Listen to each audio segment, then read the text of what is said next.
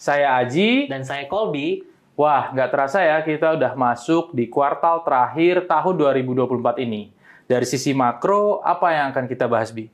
Dari sisi makro, pembahasan yang menarik dalam episode kali ini adalah terkait dengan isu deflasi selama 5 bulan berturut-turut, serta tekanan global yang kembali meningkat. Kedua hal tersebut berpotensi berdampak pada arah kebijakan suku bunga BI. Wah, menarik banget ya. Dari sisi industri, nanti kita akan lihat perkembangan kredit sektor, penjualan semen, serta penjualan alat berat di bulan Agustus. Oleh karena itu, saksikan terus episode kali ini ya. IHK bulanan pada bulan September 2024 kembali mengalami deflasi untuk kelima kalinya secara berturut-turut. Secara bulanan, IHK mencatatkan deflasi sebesar minus 0,12% month-to-month, lebih dalam dibandingkan dengan bulan Agustus sebesar minus 0,03% month-to-month. Deflasi pada bulan September ini kembali didorong oleh deflasi dari komponen barang bergejolak, dalam hal ini bahan-bahan pangan. Secara kumulatif, dari awal tahun hingga akhir September, inflasi tercatat hanya sebesar 0,74% year to date, atau secara tahunan tercatat sebesar 1,84% year on year. Kontributor utama deflasi bahan pangan di bulan September 2024 berasal dari cabai merah dan cabai rawit yang mengalami penurunan harga seiring dengan musim panen di bulan September. Selain cabai, bahan pangan yang kembali mengalami deflasi cukup signifikan diantaranya adalah daging dan telur ayam. Selain dari bahan pangan, komponen lainnya yang mengalami deflasi berasal dari komponen bahan bakar non-subsidi, sejalan dengan apresiasi nilai tukar rupiah dalam 2 bulan terakhir. Sementara itu, komponen inflasi inti cenderung mengalami perlambatan inflasi secara bulanan, namun meningkat secara tahunan. Faktor pendorong kenaikan inflasi inti secara tahunan salah satunya dari sisi kenaikan inflasi dari perhiasan emas akibat tren penguatan harga emas global. Dari sisi kondisi makroekonomi global, terlihat bahwa terjadi pengetatan pasar tenaga kerja Amerika Serikat di bulan September 2024. Baik dari indikator ADP, non-farm payrolls, maupun tingkat pengangguran secara konsisten memperlihatkan bahwa terjadi penurunan tingkat pengangguran di Amerika Serikat. Pada awal Oktober lalu, data ini kemudian berdampak pada penurunan ekspektasi pemotongan suku bunga yang agresif dari The Fed. Alhasil, US dollar kembali mengalami penguatan terhadap mata uang global. Namun, data Amerika Serikat tersebut bukanlah faktor tunggal dalam tren penguatan dolar Amerika Serikat di awal Oktober 2024. Ketegangan yang meningkat di Timur Tengah menjadi pemicu sentimen risk-off di pasar keuangan global. Meskipun tekanan eksternal meningkat, ruang pemotongan suku bunga BI diperkirakan masih terbuka di sisa tahun ini. Apalagi inflasi Indonesia cenderung rendah dan memiliki tren penurunan sejak bulan April lalu.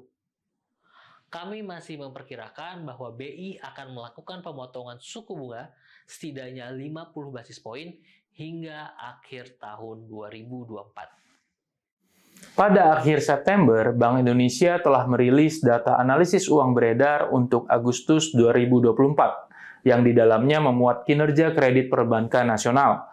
Pada Agustus lalu, pertumbuhan kredit ke lapangan usaha tercatat tumbuh melambat menjadi 11% secara tahunan, lebih rendah dari bulan sebelumnya yang tercatat 12,1%.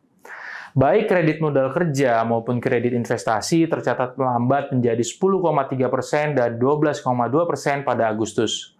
Namun, menurut Bank Indonesia, perlambatan kredit pada Agustus lebih disebabkan oleh penguatan nilai tukar rupiah, sehingga nilai kredit falas dalam rupiah mengalami penurunan. Beberapa sektor tercatat masih tumbuh relatif tinggi dengan mencatatkan pertumbuhan kredit modal kerja maupun investasi berada di atas pertumbuhan kredit nasional, yakni sektor listrik, gas, dan air bersih, sektor pertambangan dan penggalian, serta sektor pengangkutan dan komunikasi.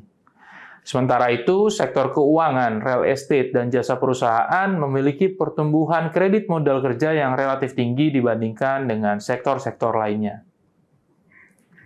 Selanjutnya, data kedua terkait dengan kinerja penjualan alat berat. Penjualan alat berat domestik pada Agustus tercatat meningkat menjadi 1.554 unit, naik 18,2% secara bulanan. Meskipun tumbuh relatif tinggi secara bulanan, penjualan alat berat dibandingkan dengan Agustus tahun lalu tercatat kontraksi sebesar minus 5,8%. Kontraksi penjualan tahunan telah terjadi sejak awal tahun, kecuali pada Juli, sehingga secara kumulatif Januari hingga Agustus, penjualan tercatat turun sebesar minus 17,3%. Tren penurunan harga komoditas pertambangan hingga saat ini, serta peningkatan kapasitas produksi pertambangan secara masif yang dilakukan pada tahun 2022 dan 2023 telah menyebabkan penurunan tren penjualan alat berat untuk tahun ini. Terakhir, data tentang penjualan semen yang mengindikasikan aktivitas properti dan infrastruktur.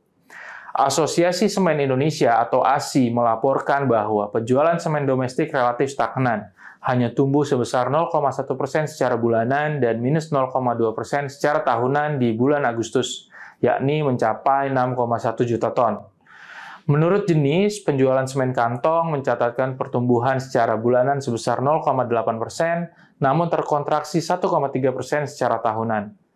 Kontraksi tahunan penjualan semen kantong telah terjadi sejak Juni, mengindikasikan sektor properti belum sepenuhnya pulih. Sementara itu, penjualan semen curah mencatatkan kontraksi secara bulanan sebesar 1,4%, namun masih tercatat tumbuh secara tahunan sebesar 2,3%.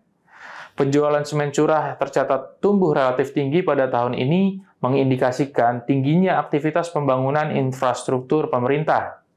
Secara kumulatif dari Januari hingga Agustus, total penjualan semen domestik mencatat sedikit peningkatan sebesar 1,6%, dengan penjualan semen kantong mencatatkan sedikit kontraksi sebesar 1,8%, sementara penjualan semen curah mencatatkan pertumbuhan yang relatif tinggi sebesar 10,3%. Melihat perkembangan terakhir rupiah, apakah BI masih memiliki ruang untuk menurunkan suku bunga kebijakannya ke depan?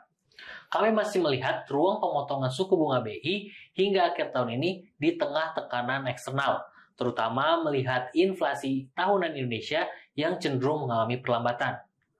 Pemotongan suku bunga ini diharapkan dapat mendukung aktivitas ekonomi di Indonesia. Baiklah, demikian perspektif kita kali ini. Sampai jumpa di perspektif selanjutnya.